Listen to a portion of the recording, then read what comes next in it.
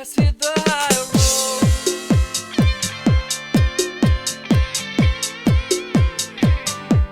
Let's hit the high road.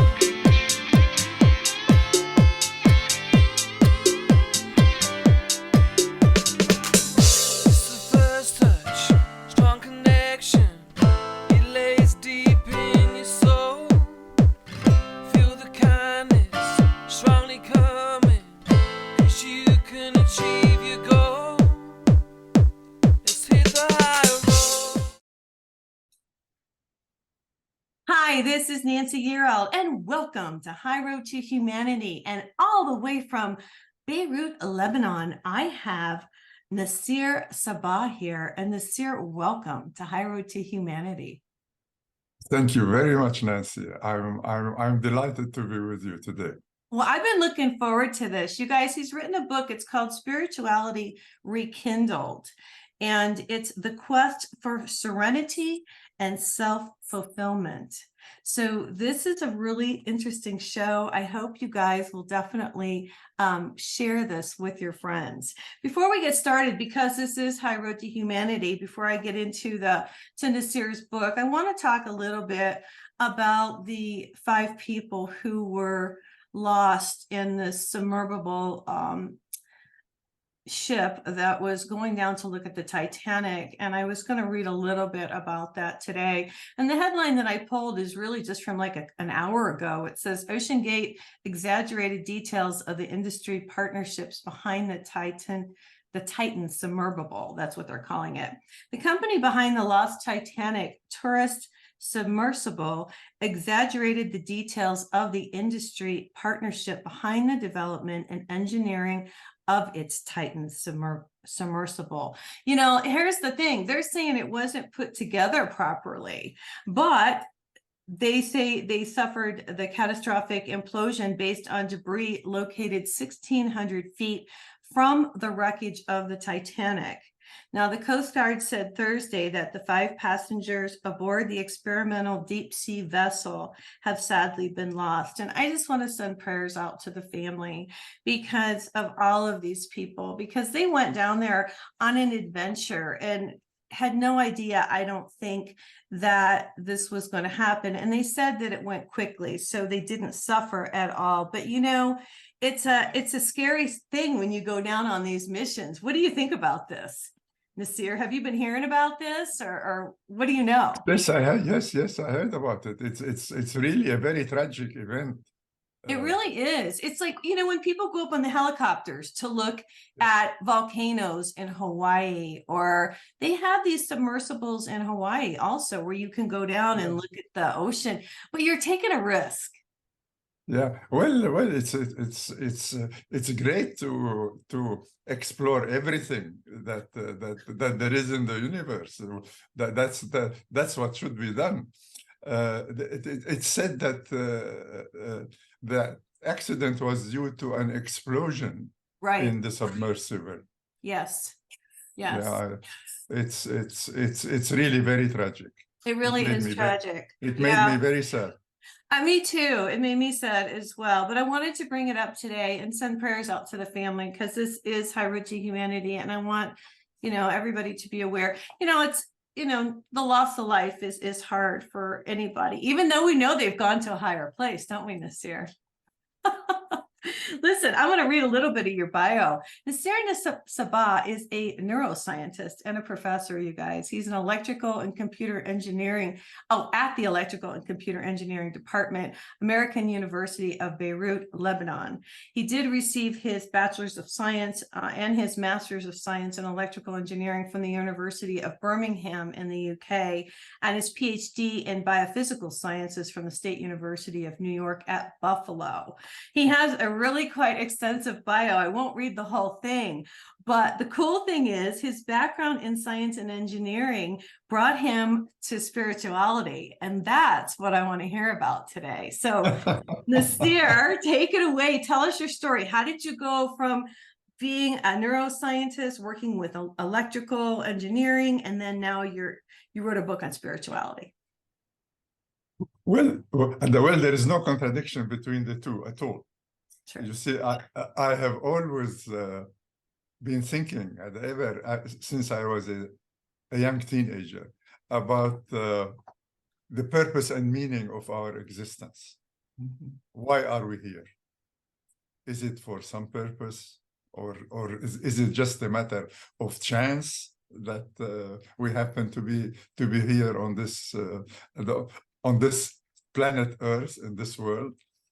Well, one thing that has always struck me is that when you compare our mental capacities with those with our closest biological kin, the chimpanzee, Yeah. with whom we share about 95% of our DNA. However, we have astonishing mental capacities that are stupendously beyond those of the chimpanzee. You write about this in the book, and Yeah. you see the brain. So- Well, I want to ask you a question because I saw this. I'm into energy. Yeah. You see the brain consumes, I didn't know this, 20 watts of power. Yeah. I didn't know Yes. that. I had no idea. So that's just basically because that's just being here.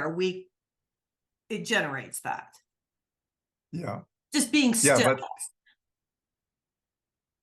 but you see, we have such astonishing mental capacities that are way, way beyond those of our closest biological kin. To me, that means that these astonishing mental capacities must have been endowed by some power for a purpose. I agree. And this power, for me, after thinking and reading about it, could only be God Almighty, Right. the I agree. creator of the universe and the guide and sustainer of everything in it. Yes. Now, of course, a question here arises. Well, how do you know that God exists? And for me, the Quran provides absolutely incontrovertible evidence that it cannot be of human origin. It just cannot be of human origin. And I say that based on two premises. One, the references to scientific phenomena, and two, some miraculous numerical relations that have been found and continue to be found in the Quran. Right. Now, for me, I have always wondered about the purpose and meaning of our existence. Mhm. And I have always thought about that. And that's what I have concluded. I love it. I love it. I can't wait to tell you what I concluded. That the purpose of our existence, that God Almighty, Yes. in his infinite love and mercy, Yes. created humans for a purpose. Right. And that is to attain eternal bliss in heaven. I agree with you. We are on the same page. Well, I want to interject here because I didn't know so much about the Quran, and I don't know if my audience knows so much about the Quran. But in your book, I just want to say this, you talk about the scientific and then you get into the Quran. But what I want to do is just kind of bring the audience up to speed. So I didn't know this. The Quran was revealed to the Prophet Muhammad through the angel Gabriel. I didn't know that. At intervals of a period of 23 years. I didn't know this. Yes. Yeah, when he was 40 years old. Now, and it was in Arabic. And the other thing that I didn't know, that Muhammad couldn't read or write. That's what that's what people say. That he couldn't read or write. He couldn't read or write. So he was, okay, so let's rewind a little bit. So he was connecting to that higher vibration and he was bringing in the information and then he would speak it. I just want to make sure I'm correct. That's right. Yeah, and then he had a scribe who wrote the information down. Is that right? That is correct. That is correct. Okay. All right. This really kind of blew my mind. And I told you before the interview, I channel Gabriel and I write. I don't speak it. I just write what he says. But it's really, I just want to mention this before we go further. it's about connecting with that, because you're an electrical guy. So it's connecting with that higher vibration that brings in the information. Yeah. And that's That how, is, yes, and that's how I know that there's a creator. Talk more about this. This is really interesting because how many books is the Quran? how? How Sorry? many books? How many books are in the Quran? Like, How you many know, books are in the Quran? yeah, No, how many no, the books? Quran, the Quran is a single book. But It's are just one there book. but But it has 114 chapters. 114 chapters. It's Okay. divided into 114 chapters. Okay. Uh, Now, but please, if I may, I want to make one thing yes. absolutely clear, Yes, sir. and that is, I'm not advocating Islam as a religion. Oh, okay. The spirituality that is being advocated in the book is beyond religion. It can be It's more divine. Divine. yeah, it's something just it's based on a personal relation between the individual and God. Right. It's independent of any religious affiliation. Yes. Man, right on. Yes. So that is a very important point. The Yes. second point is that the Quran for non-Muslims should be regarded just as a standalone text Okay. that should be judged on its own merits with an Okay. open mind, without prejudice or bias. So I'd like to separate between the Quran and Islam as far as the spirituality is concerned. This is a spirituality based on the Quran, but it is beyond any religious affiliation. Perfect. You and I are on the same page. You know what I really like that you wrote about? I didn't know this about the Quran either, and I'll tell you why I like it. It says it's protecting the Quran from any, they protected the Quran from any alterations, additions, or corruption, where I feel like the Bible has been altered so many times.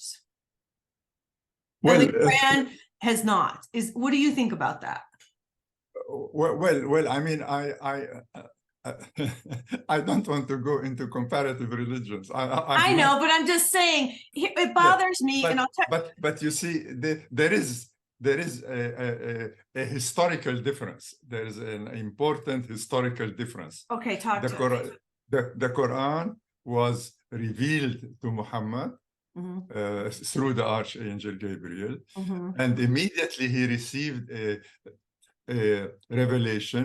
He used to recite it to his followers, and it was immediately written down. And then after his death, within about 6 months, it was all collected into a codex, into a single volume. Right. And according to many Orientalists, that the Quran that we have today is exactly the same as the Quran revealed to Muhammad. I think that's cool. Yeah, so that is one point. The second point is that the only official version of the Quran that is recognized by Islamic authorities all over the world is the original Arabic version. No translation of the Quran is considered to be official in any place, anywhere in the world. So because and I'm going to stop you because I did read, and I want to tell the audiences, the Arabic language, each word has multiple layers of meaning and depth. So it means something different in Arabic than it may be translated. Is that proper? That's exactly the point. Okay. Okay. And so a lot from your book. Well read. So this is a historical fact. Okay. Now, the historical fact about the Bible also is that Jesus spoke Aramaic. Okay. The Gospels were written at least 50 years after the death of Jesus in Greek. They were written in Greek.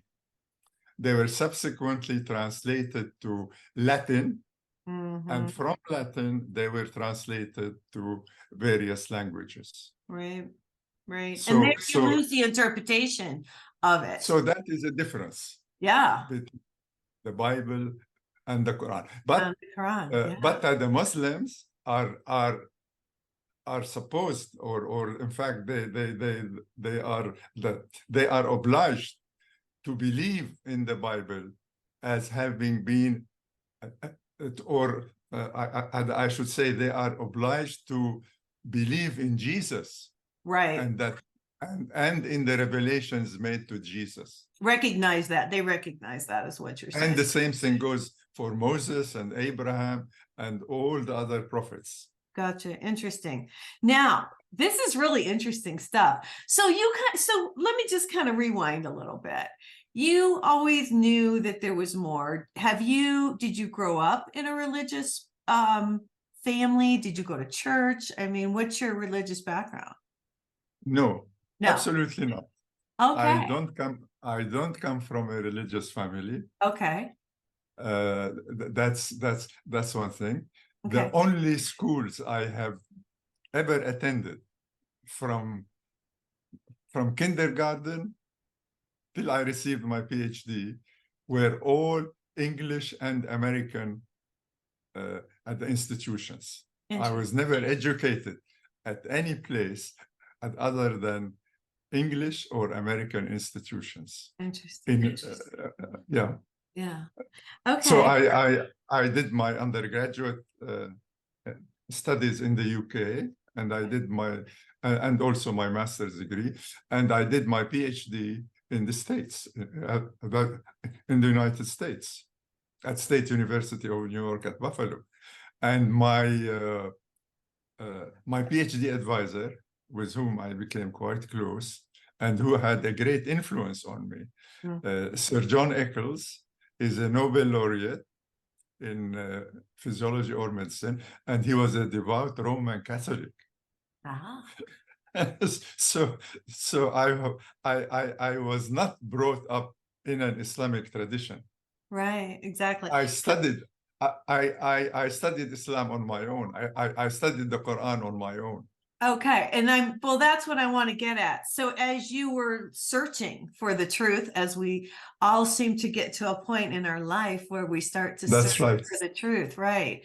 So that's when you found the Quran, and that's when you started to research and figure some of this stuff out, that it was the original text. I really like this because you really enlightened me as far as, and the audience, of course, today, because I think a lot of people don't really understand it.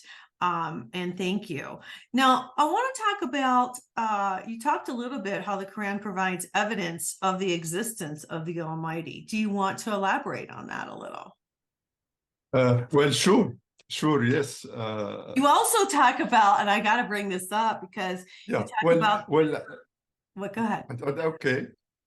Well, my argument is based on the following reasoning sequence. Okay. 1, the Quran cannot possibly be of human origin. Okay. It must be of superhuman origin. This is the first point. 2, now, who revealed the Quran then? Well, it could be God, the creator of the universe and the guide and sustainer of everything in it. It could be, for instance, as the extraterrestrial aliens, Right. for all we know, or it could be some unknown superhuman agency.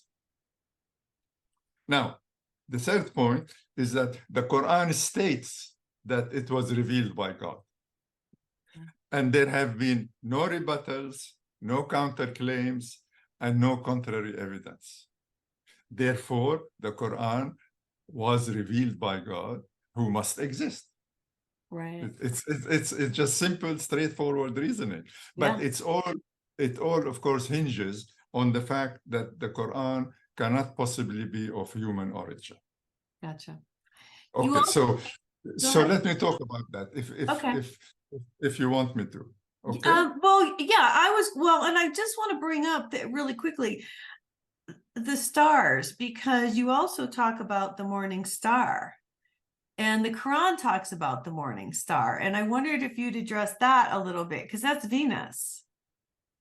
Yes. Yes. Yeah. Well, I think I was talking about the morning star in connection with the pulsars.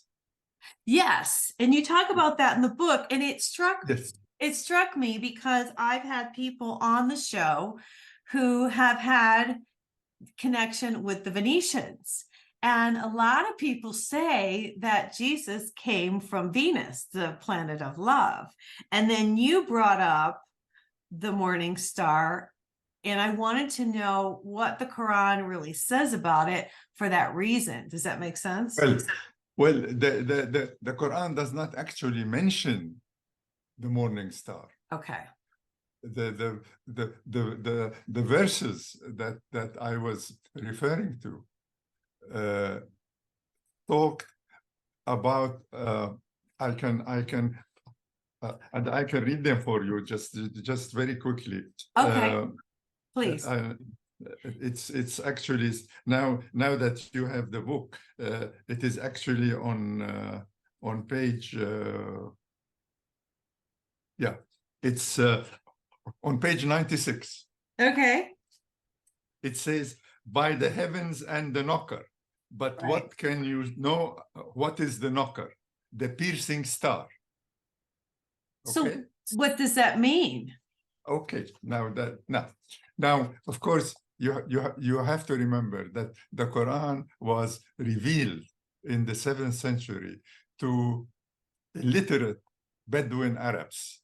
Okay. Okay. Who had, of course, and at the time there was no knowledge of the cosmology and the various various modern sciences. So the Quran was meant to be understood not only in the 7th century but in later generations, so that it can be interpreted in the light of current knowledge. But at the same time, it had to mean something to the people of the 7th century. Otherwise, it would just not make any sense to them. Right.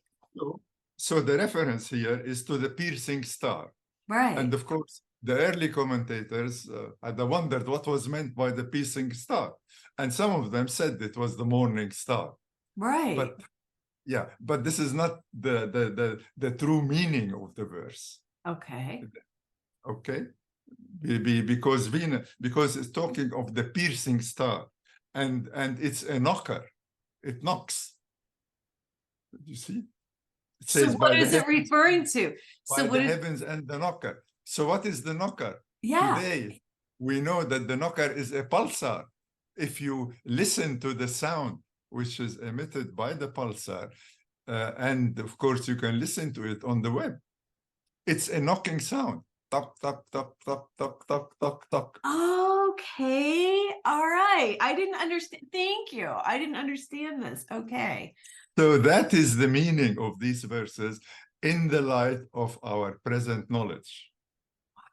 Now, what's it mean by the piercing star? Yeah, exactly.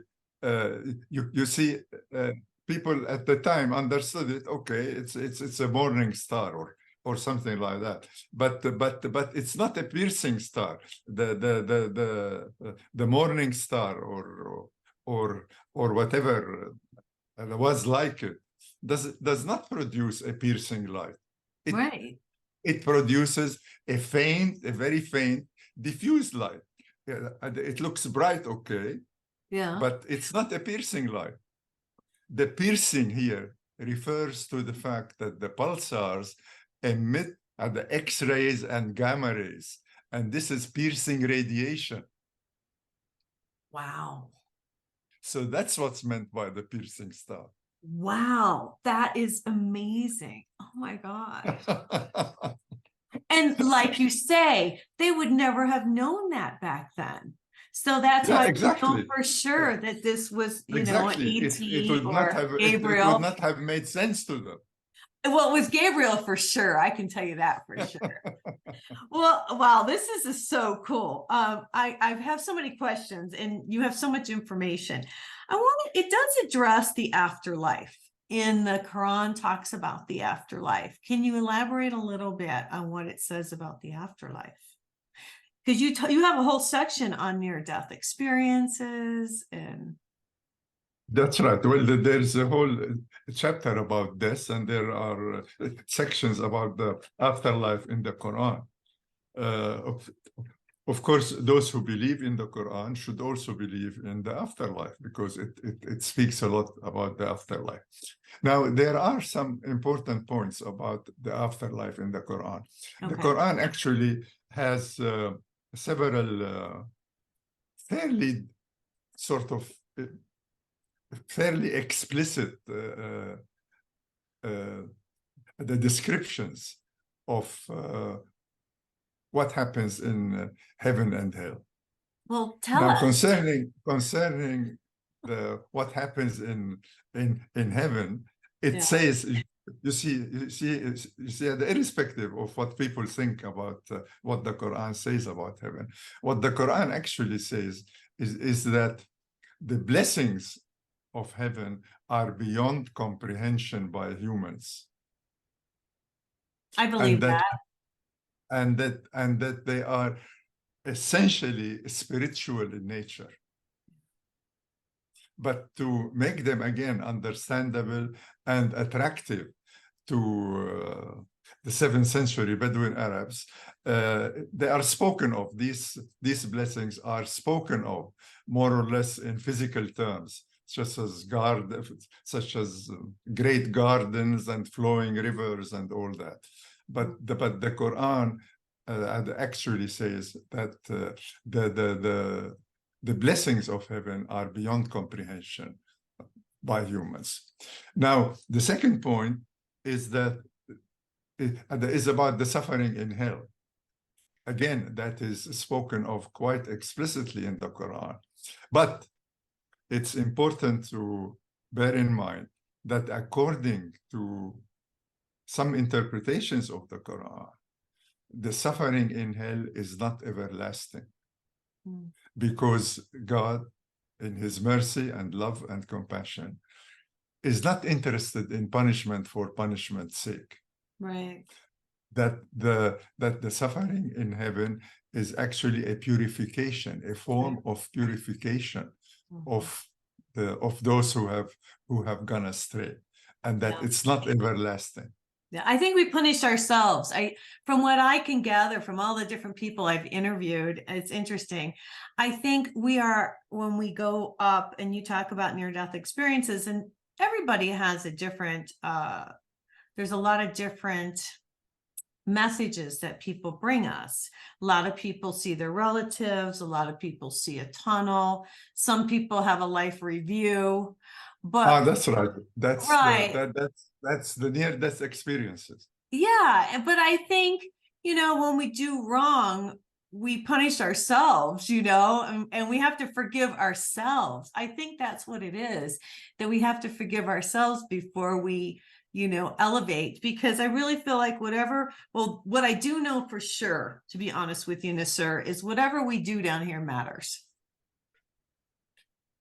Sorry, whatever we do on earth in this lifetime matters, because because that depends on where we go when we leave this place. Exactly. You see, I mean, and going back to the purpose of life, and as I said, that God in his the infinite love and mercy created humans to attain eternal bliss in heaven.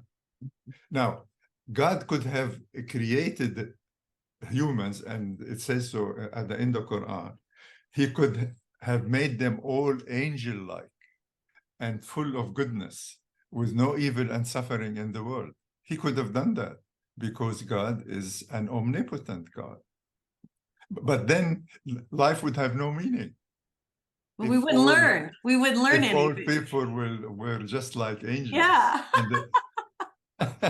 So in his omniscience and wisdom, God created humans with a wondrous conscious self, having the propensity for righteousness and wickedness, and a free will to choose between the right path and the wrong path, which means that life is actually a trial for humans. The worldly life here on earth is a trial for humans. Right. To see, Which way will you choose? to Which way will you choose? to Yes. separate those who have chosen the right path from those who have chosen the wrong path. I know. It's crazy, you know? And okay, so let's talk about this now, because, you know, everybody's talking about waking up and raising the vibration on the planet. And I feel like the more of us that wake up and connect with the divine source, with that divine energy, then we're bright lights, and then we help other people wake up and connect to that bright light, because it's really about going back to that connection. What do you think? Exactly. This is what the spirituality is about. It is in fact the definition adopted in the book Spiriituality Rekindled is that spirituality is a quality of being that is predicated on a sense of close connection to God. Yeah. And that is and that's it. That's it. And that is what it's all about. You're absolutely so we're talking right. about the same thing. Yes, we're we talking are. About the same thing. Yes, we are. I think it's wonderful. Well, and you know, I'm so glad you wrote this, because people need to understand it. And maybe an engineer will read this and look at the spiritual side. Do you know what I mean? Because Exactly. Right, because you bring I love this, because you bring the scientific and the spiritual together. Exactly. Which is what has been needed for how long? Forever. Yes. And it's done, and it's done in clear, simple language.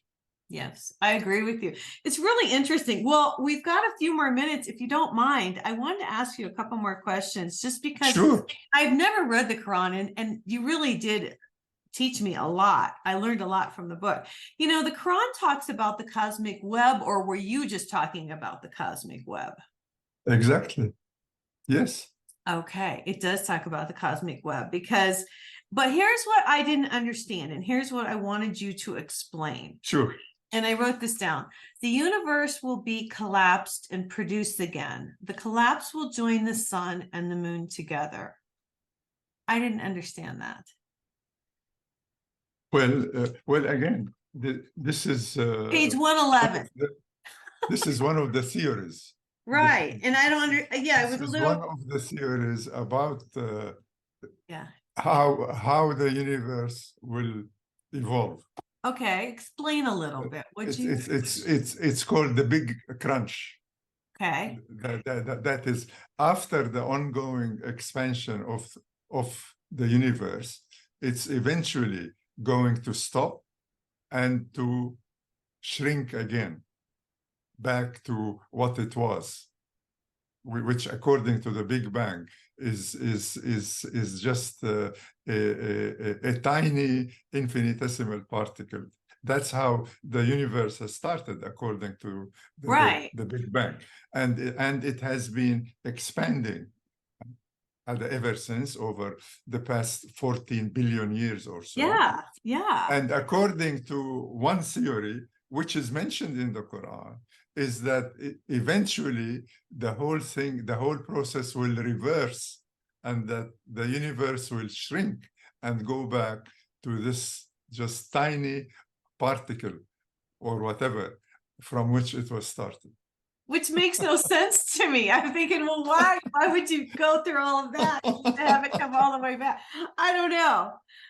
What's your thoughts on that? What's your thoughts on that? Yeah, this is called the Big Crunch, and you can look it up on the web, and Wikipedia talks about it. I think it's crazy. I really think it's crazy. I think it's really interesting. Well, now, has all of your research, I guess it has connected you closer to God?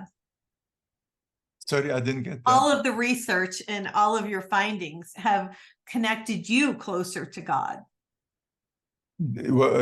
All the research and Yes, has made you more connected with God. well, of course, I practice this spirituality. Awesome. Do you meditate? I am writing about what I actually have been practicing and I love continue it. to practice. I love it. So you connect and you get messages like I do. Absolutely. I love it. How wonderful. How wonderful. And you're spreading the word and you're letting people know about it. Yes, yes. Well, that's why I wrote the book. I wanted to convey a message. Okay.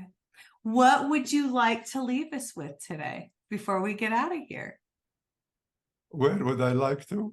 What would you like to tell the audience Well, before we go? well, first of all, they have to get to believe in God. That is That's it.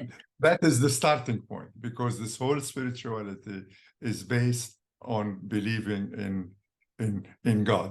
Right. And by the way, the Quran says that God is one, and that the God of Islam that's spoken of in the Quran is the same Right. God Yes. as in Christianity and Yes. Judaism. Yes. Because all these have been revealed by the same God. Right. So it's not that we're talking about a different sort of set of beliefs and religion. Now, what I really want to say is that in the last chapter of the book, there's a detailed roadmap for the spirituality, and there's even a building block, a figure for the building blocks of the spirituality. And you find that it's actually figure 7.1 on page, yeah, here it is, on page 233, on page 233. God, I was right there. Look at that. At- Yeah.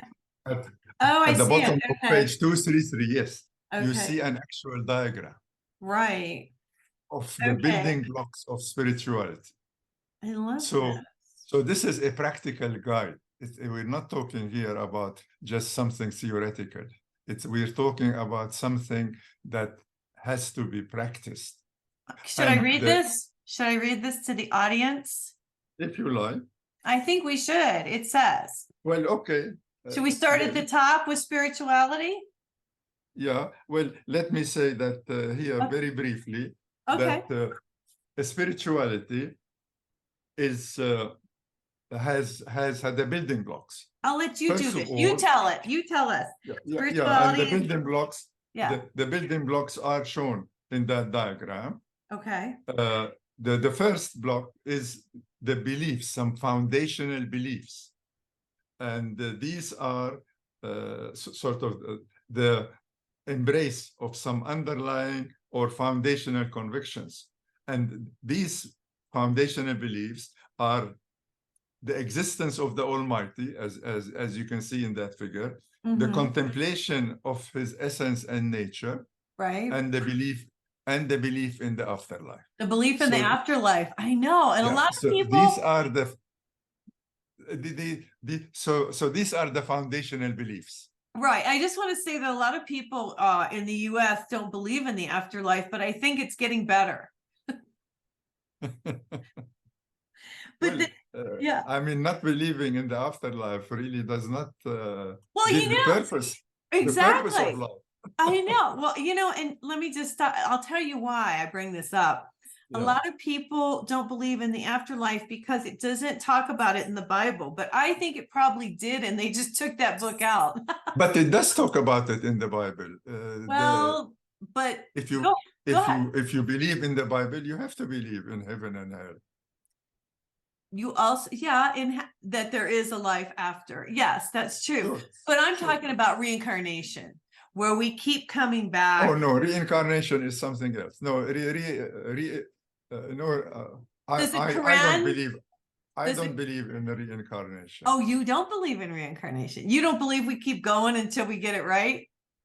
No, well, I don't believe in reincarnation in the sense that we are reborn in a different form. Okay. That is not in accordance with the Quran. Okay. Because you see, I mean, well, the point is that as I understand it, those who believe in reincarnation, they believe that, say, the second life that we have depends on how we behaved in this life, Yeah. and so on. Yeah. Well, yeah, but who has made the judgment? Well, God, the universe, Well, the energy, God, the energy. God. Well, if he has made the judgment, why should he go through it again and again? Well, here's what I think. I think you reap what you sow. So I think if you sow good seeds, then you elevate your soul. But if you don't sow such good seeds, maybe you lower your soul, but maybe you get Absolutely. No, Right. this is absolutely correct. right, but maybe you get a chance to come back and try again. But the judgment is made only once based on On the Quran. Interesting. on, I know. on I know. our life here. I based on know. our life here I'm on just- earth.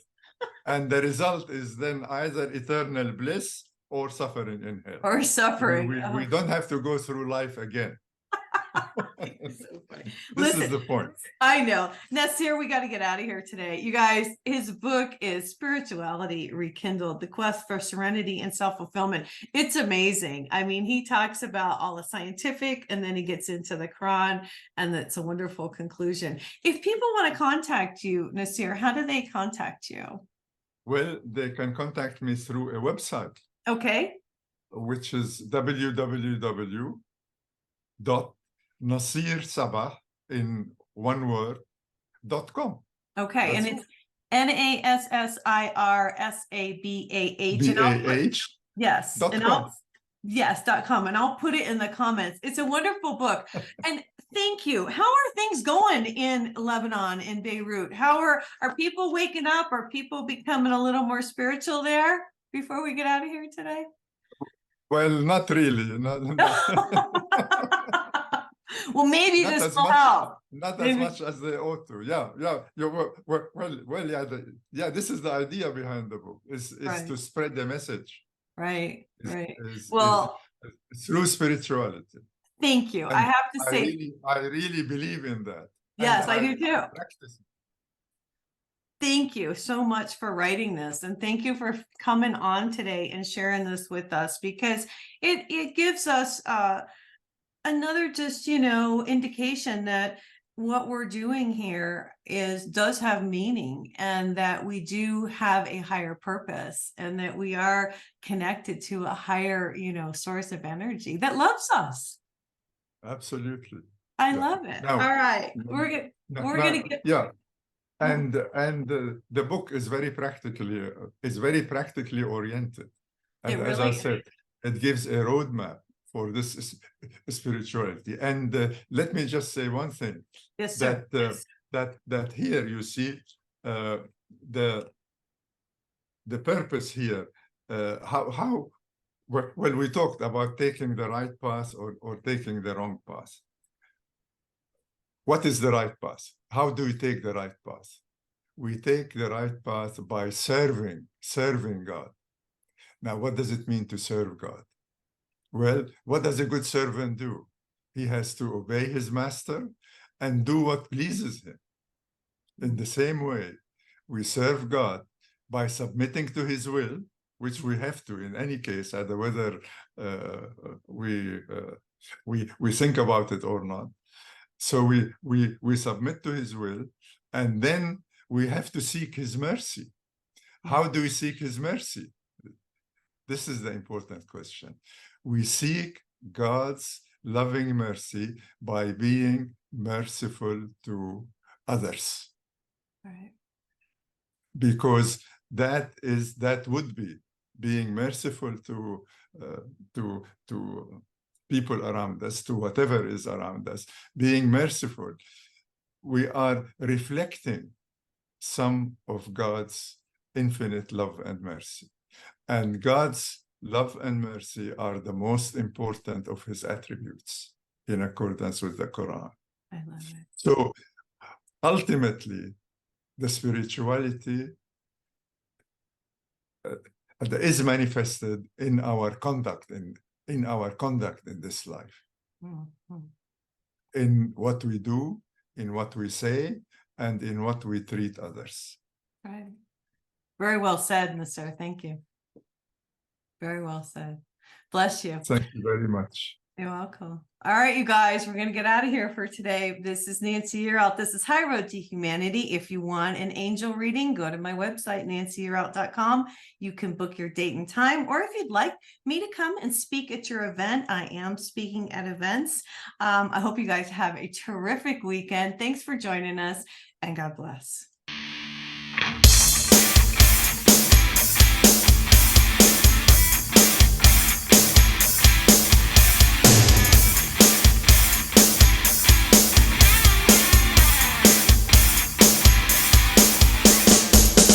Hold your head high, the world is coming.